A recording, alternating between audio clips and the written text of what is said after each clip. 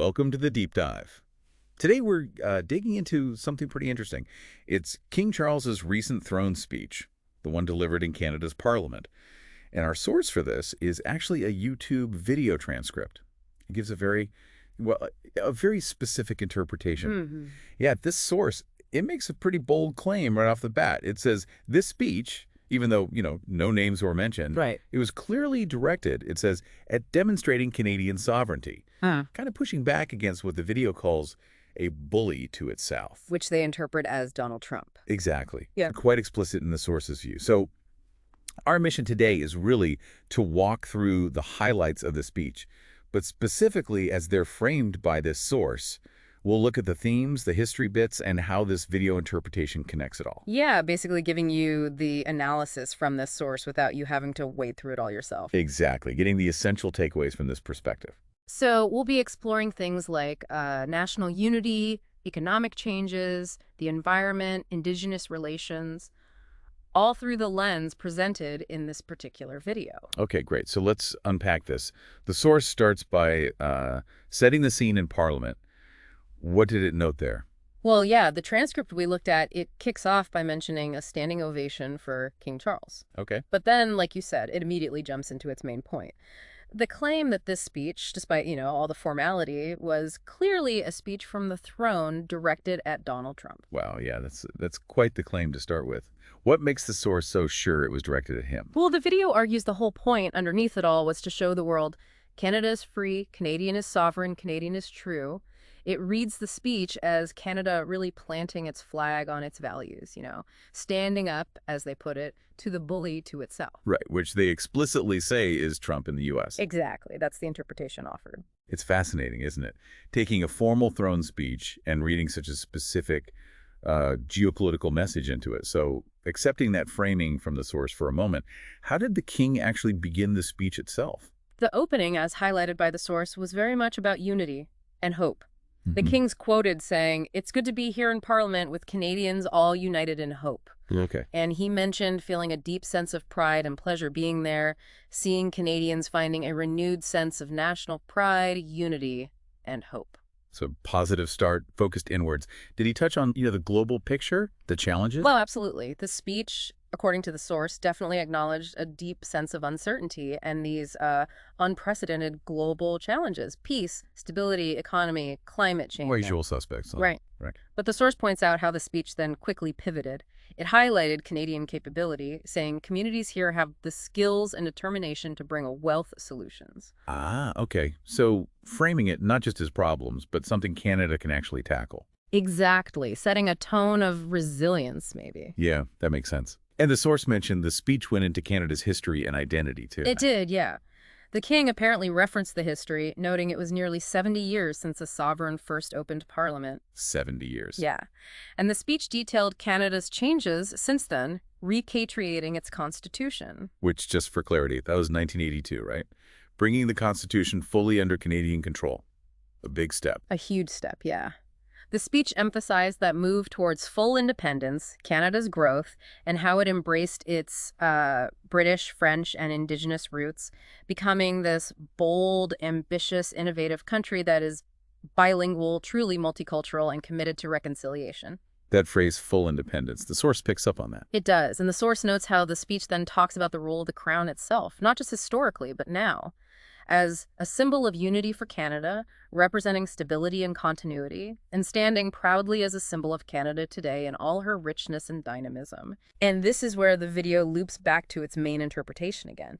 It sees this focus on independence, the crown, as a symbol of modern Canada. As part of that message. Yeah. Aimed south. That's how the source reads it, yeah. Reinforcing Canada's distinct sovereign status. It really is interesting how the source connects the dots between history and perceived current political messages. And the speech also made an explicit comparison to 1957, didn't it? It did. Queen Elizabeth II opening Parliament back then.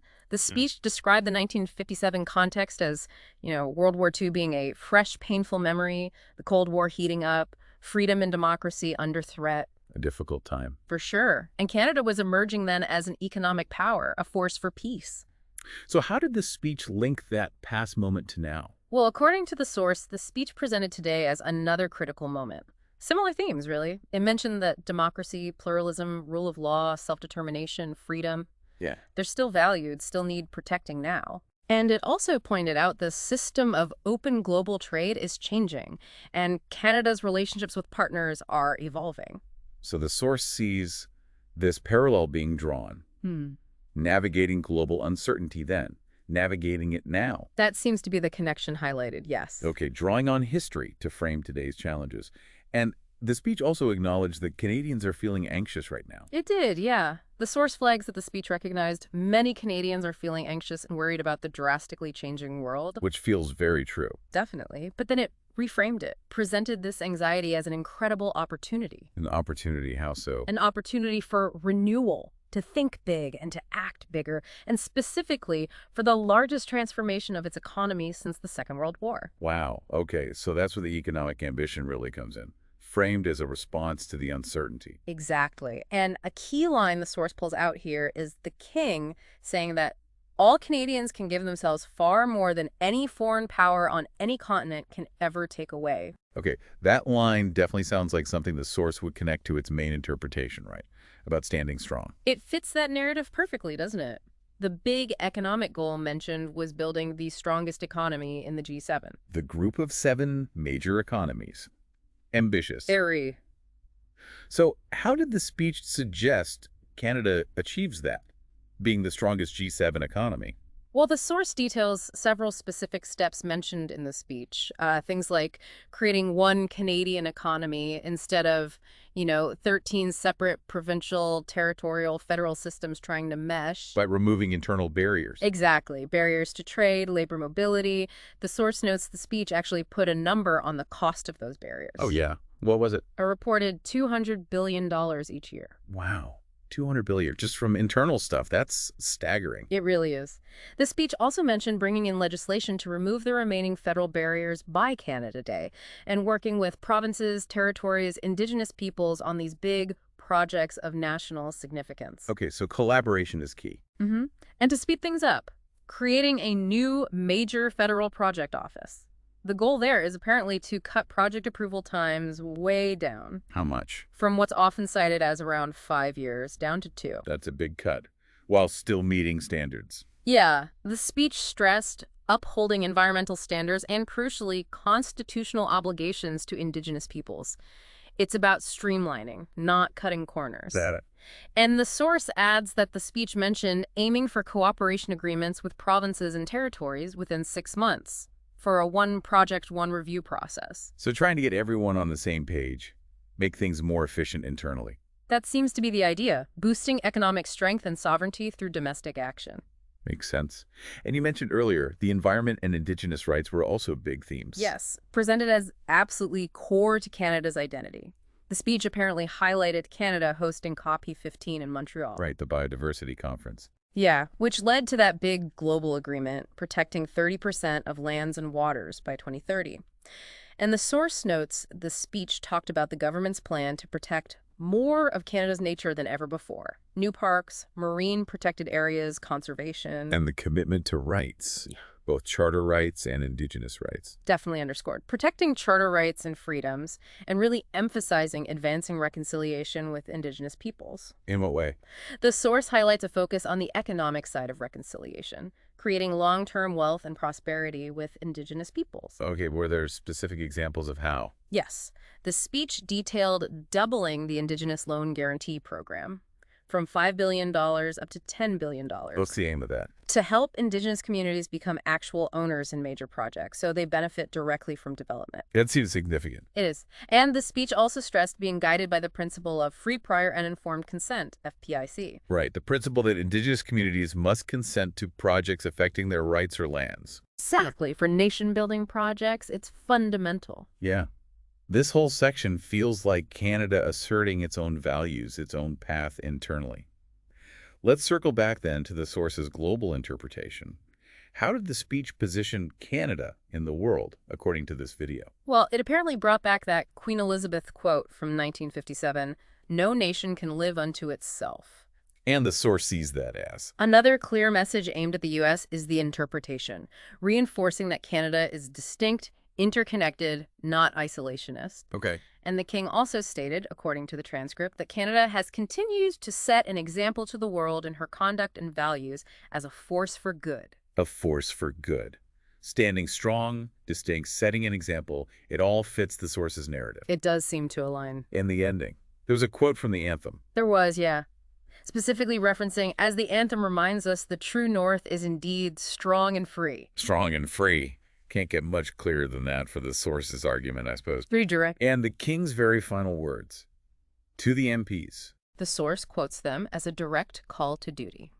It's your duty now to lead, honoring the profound trust bestowed upon you by Canadians, and ending with a blessing and guidance. May you honor, and may God bless and guide you in all your duties. Okay, so we've just taken this deep dive into King Charles's throne speech, but really seen through the specific analytical viewpoint of our source video. We've touched on national identity, these big economic plans, environmental goals, reconciliation, all framed by this video's really compelling idea that the speech was carrying this subtle but clear message about Canadian sovereignty, about standing strong. Yeah, and what's really interesting, I think, is how a very traditional, very symbolic event like a throne speech gets interpreted through today's political lens, current dynamics, geopolitical stuff. The source pulls out concrete policy goals, G7 economy, protecting 30% of nature, but sees them alongside the history, the values, as part of this bigger statement. Right. It really makes you think, doesn't it, about how much can be communicated or at least interpreted through symbolism, through context, through which words you choose to emphasize. And in these very formal settings. Yeah. And it shows how different sources can find completely different layers of meaning in the same event. Definitely. And maybe this raises a question for you listening at home. How do you see a country's history, its core values? How do those things shape how it responds to today's challenges, both internally and, its relationships with the rest of the world? It's just something to maybe mull over after this deep dive.